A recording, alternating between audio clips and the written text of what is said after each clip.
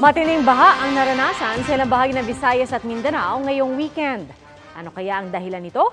Alamin natin kay Amor La Rosa ng GMA Integrated News Weather Center. Amor?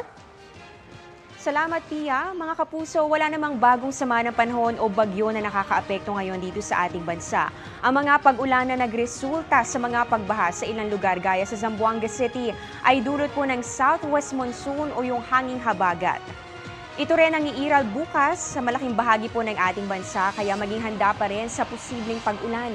Base nga sa datos ng Metro Weather, umaga pa lang bukas posibleng may mga pag-ulan na dito yan sa Mindoro Provinces, ganoon din sa Palawan at ilang bahagi ng Calabarzon. Magpapatuloy po yan sa hapon at uulanin na rin ang Bicol Region, ganoon din ang Central Luzon, Cordillera at ilang bahagi ng Cagayan Valley. Maulan din po sa halos buong Visayas at ganoon din sa bahagi ng Mindanao. May mga matitinding ulan lalong-lalo na dito sa bahagi ng Zamboanga Peninsula, Northern Mindanao, Caraga at maging dito sa Soc-Sargen kaya maging alerto pa rin sa posibleng pagbaha o pagguna lupa. Dito naman sa Metro Manila, base sa 3-day forecast ng Pag-asa, magpapatuloy po yung maalinsangang panahon.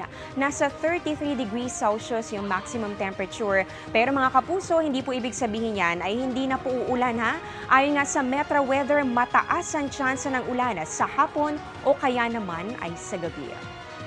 At yan ang latest sa lagay ng panahon. Ako si Amor La Rosa. Ito ang GMA Integrated News Weather Center. Maasahan anuman ang panahon.